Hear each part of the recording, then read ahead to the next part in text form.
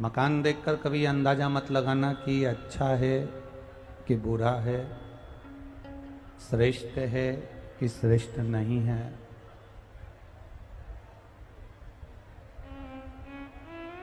मकान से कभी किसी का अंदाजा नहीं लगाया जा सकता।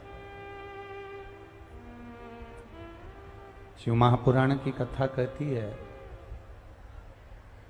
अगर किसी का अंदाजा लगाना है, कई बार ऐसा होता है, करोड़ों की जायदाद होती है, करोड़ों का धन होता है, बहुत वैभव होता है, बहुत संपदा होती है,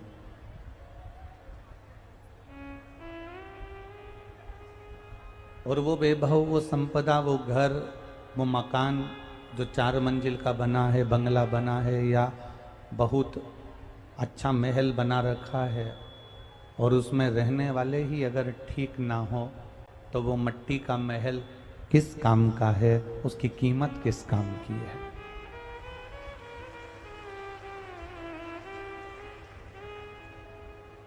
मकान देखकर किसी का अंदाजा मत लगाइए।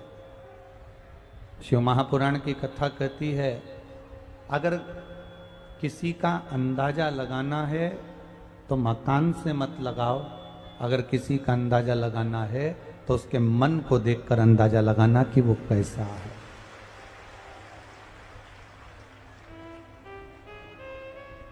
मकान से कभी अंदाजा नहीं लगता। मकान से कभी अंदाजा नहीं लगा सकते कि ये मकान में रहने वाला व्यक्ति कैसा है। इसका धन देखकर, उसका वैभव देखकर, उसकी संपदा देखकर अंदाजा नहीं लगा सकते। पर शिव महापुराण की कथा कहती है, किसी का मन देखकर, किसी का चित्त देखकर, उसका व्यवहार देखकर अंदाजा लगाया जा सकता है कि व्यक्ति कैसा है।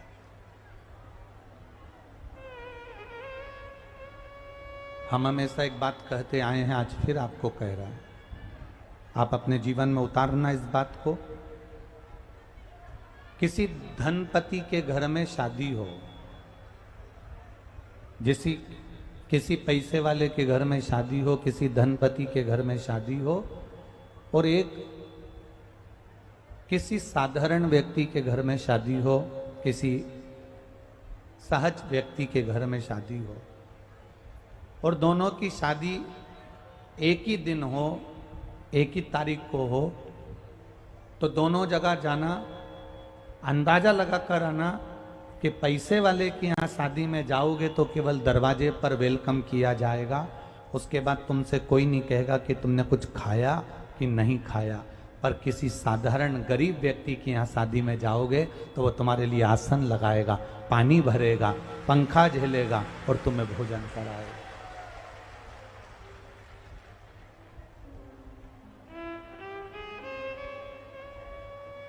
एक साधारण व्यक्ति में उसकी नम्रता, ऐसा नहीं कि धनपति में नम्रता नहीं होती या पैसे वालों में नम्रता नहीं होती। हम ये नहीं कहते कि पैसे वालों में नम्रता नहीं होती, होती है।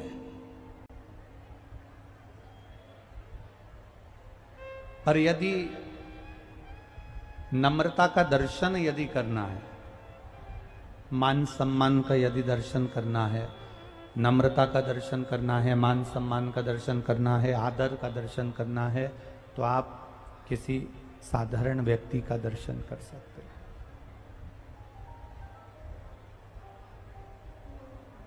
एक बात आपसे पूछेंगे,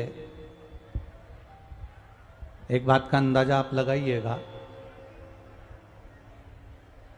राम जी के मंदिर में 56 भोग लगते हैं, भगवान कृष्ण के मंदिर में 56 भोग लगते हैं, भगवान विष्णु के मंदिर में 56 भोग लगते हैं,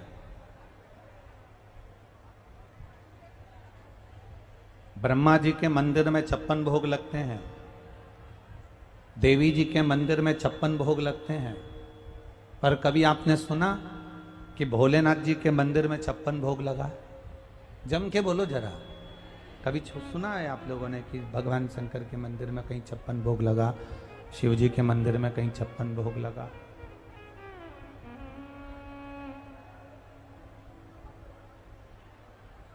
शंकर भगवान के मंदिर में 56 भोग की जरूरत भी नहीं पड़ती।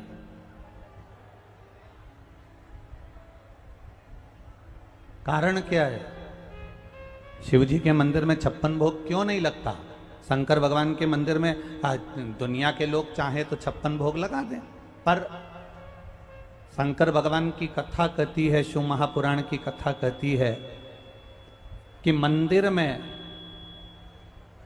भगवान के आगे 56 भोग लगे और मंदिर के बाहर कोई भूखा सो रहा हो तो मंदिर में भगवान को 56 भोग अच्छे लगेंगे क्या? जम के तो बोलो, अच्छे लगेंगे? नहीं लगेंगे। सारे देवताओं को 56 भोग लग जाते हैं, पर मेरे महादेव को 56 भोग इसलिए नहीं लगते क्योंकि मेरा महादेव पृथ्वी पर रहता है, मृत्यु लोक में रहता है, भूमंडल पर रहता है। इस भूमि पर मेरा महादेव रहता है, तो मेरा महादेव ये जानता है अगर मैं 56 भोग खाऊंगा और मेरे मंदिर के बाहर अगर कोई बैठा है, सो रहा है, और कोई गरीबड़ा, कोई भिक्षुक अगर भूखा है, तो मेरा 56 भोग खाना बेकार है। इसलिए शिव 56 भोग नहीं पाते। शिव महापुराण की कथा कहती है भोलेनाथ को 56 भोग भले ना चले, पर भोलेनाथ एक कृपा जरूर करते हैं, मेरा शंकर भगवान 56 भोग नहीं खाता, मेरा शंकर भगवान धतूरा पा लेता है, मेरा शंकर भगवान भांग पा लेता है, मेरा शंकर भगवान बेल पा लेता है, पर मेरा भोलेनाथ 56 भोग नहीं पाता।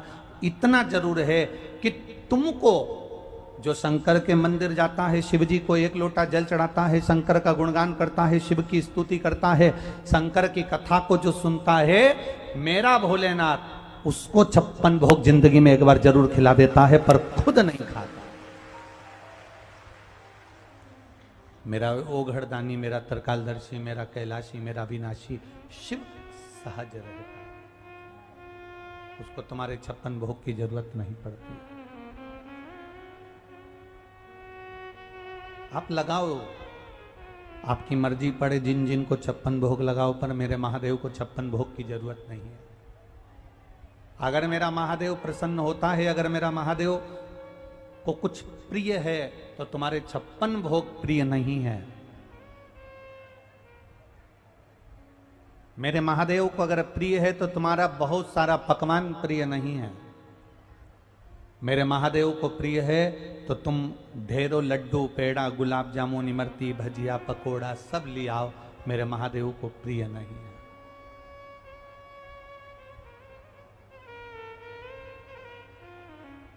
आप अपने लिए कितना भी 56 भोग जमाए,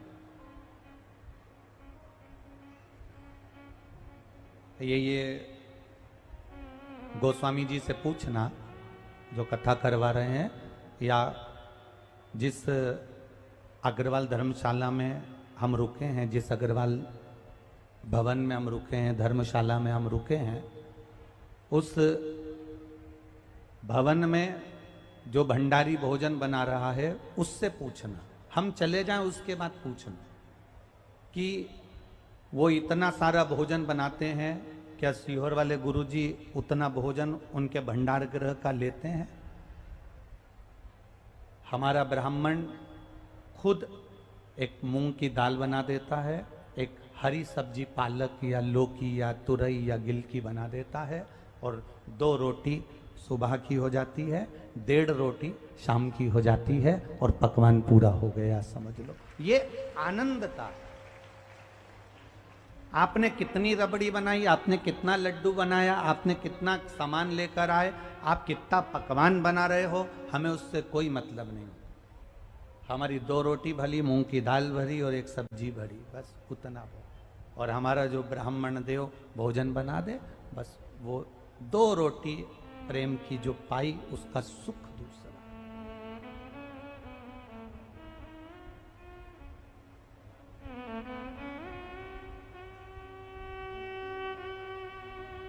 एक मेरा महादेव, मेरा शिव, मेरा ओघड़दानी, मेरा तरकालदर्शी, मेरा कैलाशी, मेरा विनाशी, मेरा शंकर, देवाधिदेव महादेव, मेरा देव घर वाला 56 भोग नहीं पाता।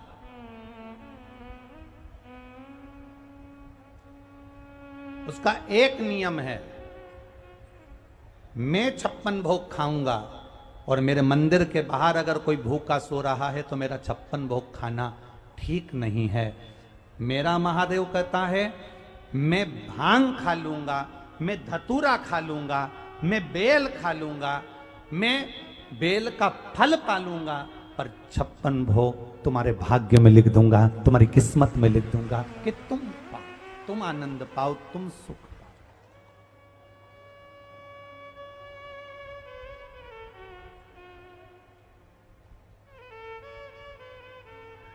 तुम्हारे पास में कितनी दौलत है ना, शंकर जी को उससे कोई मतलब नहीं।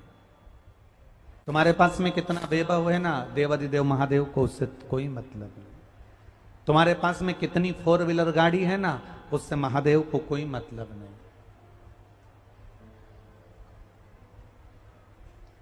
महादेव को अगर मतलब है तो केवल तुम्हारी भक्ति से मतलब है, केवल भक्ति।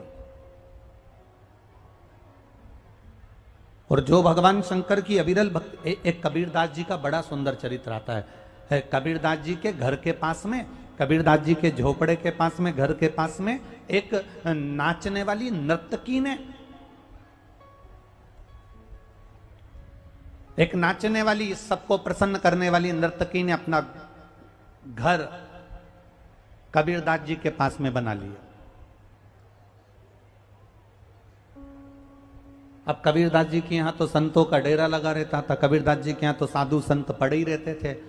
जो टोली आती थी वो कबीरदास जी के यहाँ चली जाती थी और वहां पर कबीरदास जी के यहाँ रहते, भजन करते, भोजन करते और चले जाते।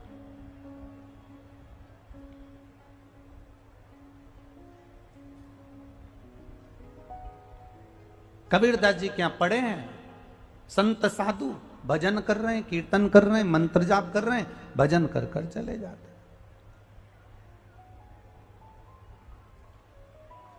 अब देखिए, कबीरदास जी के बाजू में नर्तकी ले रही है, एक नाचने वाली जिसने मकान बना लिया, कबीरदास जी के बिल्कुल बाजू में रह रही है, अच्छे से रह रही है। कबीरदास जी के यहाँ संत आ रहे हैं, साधु आ रहे हैं, सन्यासी आ रहे हैं, तपस्वी आ रहे हैं, साधक आ रहे हैं, उपासक आ रहे हैं, और वो नर्तकी जो रोज शाम होते से ही, दीप लगाते से ही नाचना चालू कर देती है और उसके यहाँ भी लोग आ रहे हैं।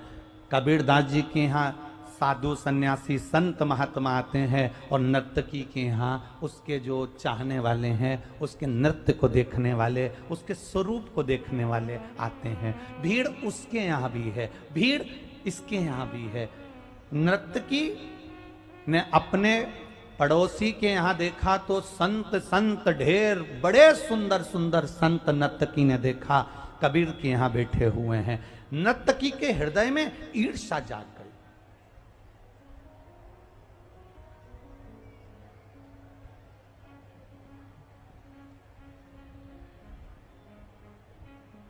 जिसके अंदर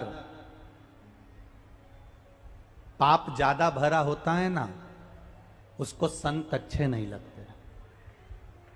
जिसके अंदर पाप ज्यादा भरा होता है उसको शिव महापुराण अच्छी नहीं लगते। जिसके अंदर पाप ज्यादा भरा होता है उसको मंदिर अच्छा नहीं लगता। जिसके अंदर पाप ज्यादा भरा होता है उसको भगवान का भजन अच्छा नहीं लगता। जिसके अंदर पाप ज्यादा भरा होता है उसको धर्म और भगवान की भक्ति अच्छी नहीं लगती। कैसे अच्छी नहीं लगती? अंदाजा लगाना। पाप बढ़ता है तो भगवान अच्छा नहीं लगता, प्रवचन अच्छे नहीं लगते, शिव पुराण अच्छी नहीं लगती, शंकर मंदिर जाना अच्छा नहीं लगता, लोगों की सीख देना अच्छा नहीं लगता, कोई आपको समझाए आपको अच्छा नहीं लगता। जब पाप बढ़ता है तो अच्छे कार्य अच्छे नहीं लगते। उसी तरह जैसे पाप बढ़ा तो कथा भागवत सत्संग भजन संत मंदिर अच्छे नहीं लगते, उसी तरह जैसे पाप बढ़ने पर ये अच्छे नहीं लगते, उसी तरह शरीर में ताप बढ़ने पर, ताप मतलब बुखार, शरीर में जब बुखार आता है, ताप बढ़ता है, तो ईमानदारी से बोलो भोजन अच्छा लगता है क्या? जम के बोलो जरा, भोजन अच्छा लगता है? नहीं। पाप बढ़ता है तो भजन अच्छा नहीं लगता, ताप बढ़ता है, बुखार बढ़ता है, बहुत ज्यादा फीवर जब बढ़ता है तो भोजन अच्छा नहीं लगता। और ध्यान रखना, जिस दिन तुम्हें शिव पुराण अच्छी ना लगे, जिस दिन तुम्हें भजन अच्छा ना लगे, जिस दिन तुम्हें कोई मंदिर जाना अच्छा ना लगे, जिस दिन तुम्हें कोई सत्संग में जाए तो अच्छा ना लगे, जिस दिन तुम्हें कोई भगवान की भक्ति में डूबता हुआ अच्छा ना लगे, समझ लेना कि तुम्हारे को पाप ज्यादा बढ़ गया। इसलिए हमारा मन कथा सत्संग भजन कीर्तन में नहीं लग रहा, हमारे स्मरण में नहीं लग रहा। जरूर मेरे जैसे ताप बढ़ता है तो भोजन छूट जाता है, बुखार बढ़ता है तो भोजन छूट जाता है, पाप बढ़ता है तो भजन छूट जाता है, पाप बढ़ता है तो शिव महापुराण छूट जाती है, पाप बढ़ता है सत्संग छूट जाता है, पाप बढ़ता है मंदिर छूट जाता है। उस नर्तकी ने ये मन में विचार करा कि मेरे यहाँ लोग कम आते हैं और इस कबीरदास जी के यहाँ ज्यादा जाते हैं, अंदर से पाप ज्यादा बढ़ गया। तो उस नर्तकी ने अपने चाहने वाले से कहा, लगा दे आग कबीरदास की कुटिया में।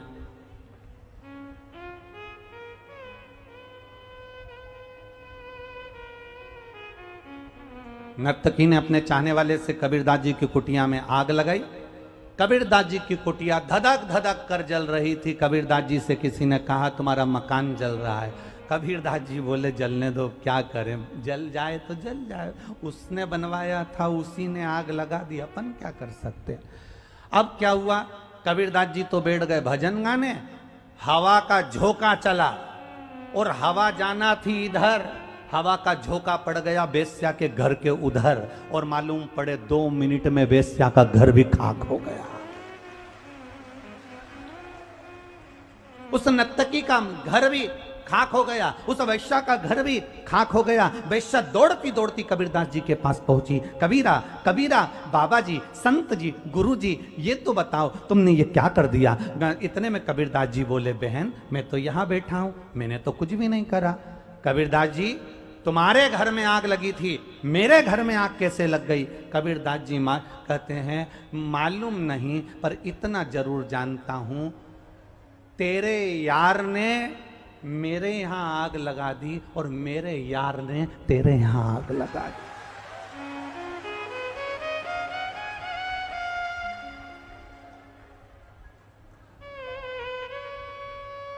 तेरे यार को तो घासलेट के तेल की जरूरत पड़ी थी, माचिस की जरूरत पड़ी थी, मसाल की जरूरत पड़ी थी, पर मेरा जो यार है उसको किसी चीज की जरूरत नहीं पड़ती। जब वो आग लगाता है तो लोग देखता रहता है। इतनी चाहत। कबीरदास जी ने नर्तकी से कहा, दुनिया के लोगों ने तेरा स्वरूप देखकर तुझे चाहा है, पर एक भक्त जो होता है ना, उसको भगवान कभी नहीं दिखता, उसके बाद भी वो उसको दिल से चाहता है। जो दिखता नहीं है ना, वो भी बिना देखे ही कुछ कमाल कर कर चला जाता है। वो आता है और कब कमाल करता है पता नहीं।